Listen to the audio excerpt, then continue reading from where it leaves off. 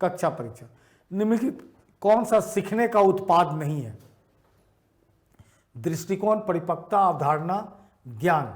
तो परिपक्वता सीखने का बाई प्रोडक्ट नहीं है, क्योंकि ये तो उम्र के साथ आती है परिपक्वता, तो ये तो अपने आप आएगी मैच्योरिटी। वर्तमान शिक्षक को कक्षा शिक्षण के साथ प्रभावी ढंग से समायोजन करने के लिए निम्नलिखित कौन से कौशल की आवश्यकता होती है? तो सामग्री महारत बिल्कुल सही है। शिक्षण में प्रौद्योगिकी का उपयोग बिल्कुल। छात्रों को जरूरत का ज्ञान, ये तीनों सही है, तो उत्तर 4 होगा। भारत के शिक्षण संस्थानों को प्रत्यायन के लिए समझौता ज्ञापन पे किसने हस्ताक्षर किया है? तो नैक, यूजीसी, एनसीटी, नैक शिक्षण संस्थान यानी टीचर ट्रेनिंग इंस्टीट्यूट के लिए, national council for teacher education और नेशनल एग्रेडेशन काउंसिल जो नैक अपना सर्टिफिकेट देती है, तो ये हुआ। शिक्षक का प्राथमिक कर्तव्य क्या है? छात्रों के सर्वांगीण विकास में मदद करे। मूल प्रणाली नहीं, छात्रों के बौद्धिक स्तर नहीं, छात्रों के शारीरिक स्तर नहीं। सुख शिक्षण अधिक प्रभावी कहाँ रहता है? तो शिक्षण अभ्यास के दौरान। जितना शिक्षण अभ्यास होगा, शुभ शिक्षण प्रणाली उतना कामयाब होगा। एक शिक्षक में छात्र किस गुण से सबसे अधिक पसंद करते हैं? एक शिक्षक में छात्र किस गुण को सबसे अधिक पसंद करते हैं? अब इसमें बदल गया, इस ढंग का क्वेश्चन पीछे भी था, लेकिन इसके पूछने का अंदाज बदल गया। अब अनुशासित टीचर को हमको दिखाना था, तो मनोरंजक टीचर जोकर नहीं चाहिए बच्चों को, अनुकंपा दया वाला नहीं चाहिए, आदर्शवादी दर्शन से काम नहीं चलेगा। अनुशासित टीचर समय पे कक्षा में आए, सब चीज़ को देखे, उसको पसंद करता है। अधिक इंटरेक्टिव छात्र केंद्रित है। अधिक इंटरेक्टिव और छात्र केंद्रित कौन सी चीज़ है? तो समूह चर्चा, जिसमें सबका इंटरेक्शन होता है। संगोष्ठी नहीं, कार्यशाला नहीं, व्याख्यान नहीं। निम्नलिखित में कौन सा एक अच्छे शिक्षक का सबसे महत्वपूर्ण गुण है? वही सामग्री महारत और प्रतिक्रियाशील। सामग्री महारत नहीं, सामग्री महारत और मिलनसार, हालांकि सब सही है।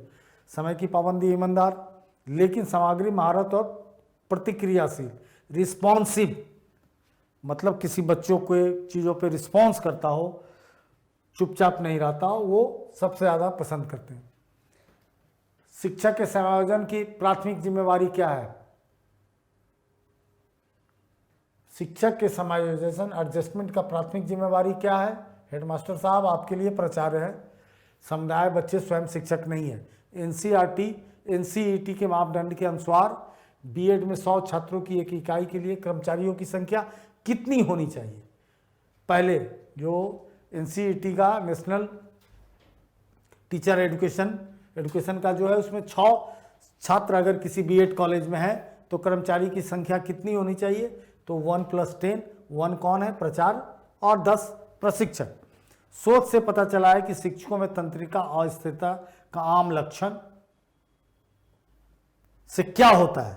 तो चिंता नहीं, पाचन गड़बड़ा जाता नहीं, थकान, विस्फोटक व्यवहार। एकदम से वो टीचर कभी भी अगर तांत्रिक नर्वस सिस्टम अगर उसका डिसएस्टेब्लिश है तो कभी भी वो विस्फोटक स्थिति में आ सकता है, बहुत क्रोधित हो सकता है, कुछ भी कर सकता है।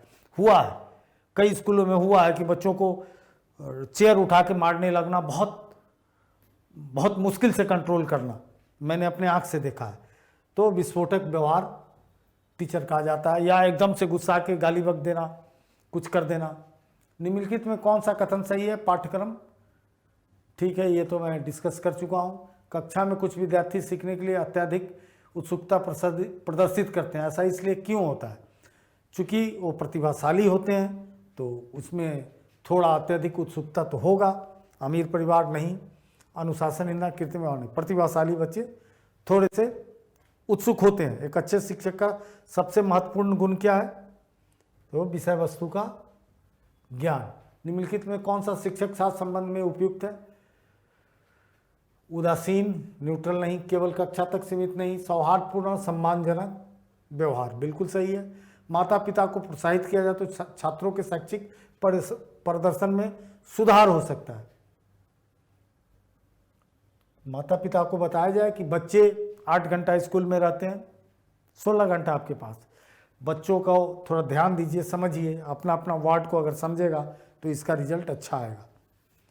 एक कक्षा लाइव कब हो सकता है, जीवंत कब हो सकता है? पूर्ण मौन रहने पे बिल्कुल नहीं, छात्रों के बीच जोरदार चर्चा वो भी नहीं, कभी कभार हंसी मजाक नहीं, बार बार शिक्षक छात्र संवाद होगा तो जीवंत कक्षा होगा, उसमें उबन नहीं होगी, उसमें किसी को परेशानी नहीं होगी। यदि कोई अभिभावक परीक्षा में अपने बच्चों के लिए कुछ उपकार करने के लिए शिक्षक के पास जाता है तो शिक्षक को क्या करना चाहिए? उसकी मदद करने की कोशिश करनी चाहिए? कदापि नहीं। विनम्रतापूर्वक और दृढ़ता से मना कर देना चाहिए। उसे बेरहमी से दूर जाने के लिए कहें, उससे उन शब्दों में बात न करने के लिए कहें। बिल्कुल विनम्रतापूर्ण और दृढ़ता से मना मतलब नहीं होगा, और बड़ा हाथ जोड़कर। कक्षा में प्रभावी अनुशासन बनाए रखने के लिए शिक्षक को क्या करना चाहिए? तो वही, छात्रों के साथ सख्ती से कभी नहीं, विनम्रता और दृढ़ता से व्यवहार, छात्रों को वह करने दे जो उन्हें पसंद है कभी नहीं, छात्रों को हल करने के लिए कुछ समस्या दे नहीं, उनके साथ विनम्रता और दृढ़ता से व्यवहार करें। एक प्रभावी शिक्षण सहायता वह है जो सभी संकायों को सक्रिय करता है, सभी छात्रों को दिखाई देता है, तैयार करने और उपयोग करने में आसान, रंगीन और अच्छी दिखने वाली। तो सीधी सी बात है कि सभी संकायों को सक्रिय करता है। संकाय क्या है? प्रभावी शिक्षण यानी संकाय सभी डिपार्टमेंट्स, साइंस, आर्ट, कॉमर्स, मतलब जो भी है आपका अलग अलग संकाय है, साहित्य है, हिस्ट्री है, जो भी पाठ्यक्रम में है वो सबके बीच संतुलन। तो इस तरह से ये कक्षा यहीं समाप्त करता हूँ। जय Hind. Contact email straightforwardclasses@gmail.com. Phone number 90130111749.